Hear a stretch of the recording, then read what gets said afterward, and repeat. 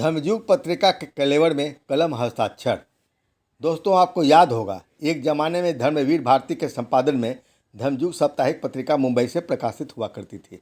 इस धर्मयुग पत्रिका के प्रकाशन का बंद हुए एक युग हो गया, किंतु जिन्होंने इस पत्रिका को देखा है उनकी स्मृति में आज भी यह पत्रिका जिंदा है और कहीं न कहीं से उनकी याद ताज़ा हुआ आती है। 8वें दशक में हमने राबी सप्पूस का जो इंटरव्यू लिया था, इस पत्रिका प्रकाशित हुई थी और वह आज भी मेरे सामने उपलब्ध है। मध्य प्रदेश, इंदौर और भोपाल से कई सुसज्जित पत्रिकाएं प्रकाशित हो रही है। इन्हीं पत्रिकाओं के बीच पिछले 2 साल से लगातार प्रकाशित हो रही मासिक हिंदी पत्रिका कलम हस्ताक्षर को जब से हमने देखा है, उसकी साज सज्जा से लेकर श्रेष्ठ रचनाओं की प्रस्तुति तक मन को मोह लेता है और सहसा ही हमारी स्मृति में धर्मयुग पत्रिका जीवंत हो उठती है। विख्यात चित्रकार और लेखिका रुचि वाजपेयी शर्मा एवं निरुपमा सिन्हा वर्मा के कुशल संपादन में प्रकाशित यह पत्रिका आवरण पृष्ठ से लेकर अंतिम पृष्ठ तक हमारी आंखों को थमने नहीं देती और एक एक रचनाओं को मोतियों को माला में पिरोने के जैसा रचनाओं की प्रस्तुति अत्यंत मनमोहक और अनूठा है। कम से कम लघु पत्रिकाओं के बीच में ऐसी सज्जा वाली पत्रिकाएं बहुत कम देखने को हमें मिलती है। कभी इसकी हार्ड कॉपी भी प्रकाशित हुआ करती थी, बीच बीच में प्रकाशित भी हुए हैं, किंतु अब यह ई पत्रिका के रूप में हमारे सामने है। मुद्रित और ई पत्रिकाओं की दोस्तों अपनी अलग अलग विशेषताएं हैं, किंतु यह सच है कि हार्ड कॉपी से अधिक देखी पढ़ी जाने वाली पत्रिका सोशल मीडिया के माध्यम से पाठकों के बीच उपलब्ध हो गई है और इस तरह की पत्रिकाएं तभी पढ़ी जा सकती है जब उसमें रचनाएं बहुत स्तरीय हो और उसे कलात्मक ढंग से प्रस्तुत किया गया हो। इस मायने से कलम हस्ताक्षर लघु पत्रिकाओं की भीड़ में अलग पहचान बना रखी है और इस पत्रिका के नए लेखकों से लेकर देश के विख्यात रचनाकार तक प्रकाशित होना गर्व का विषय समझते हैं। संपादक प्रकाशक के अनुसार यह पत्रिका बहुत जल्द ही हार्ड कॉपी में भी उपलब्ध रहेगी।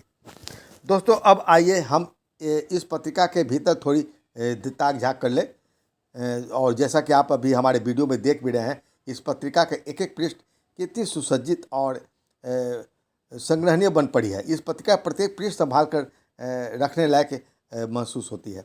कलम हस्ताक्षर का यह अंक यानी अक्टूबर 2023 तीसरे वर्ष का पहला अंक है।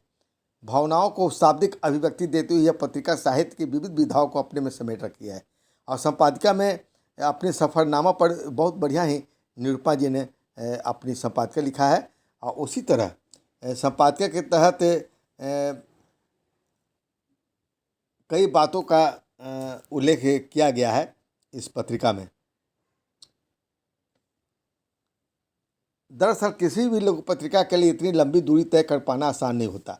यह तो संपादक व प्रकाशक का जुनून है कि तमाम अवरोधों और व्यवस्थाओं के बावजूद पत्रिका के प्रकाशन को जारी रखा है और उनका उत्साह तनिक भी कम नहीं हुआ है।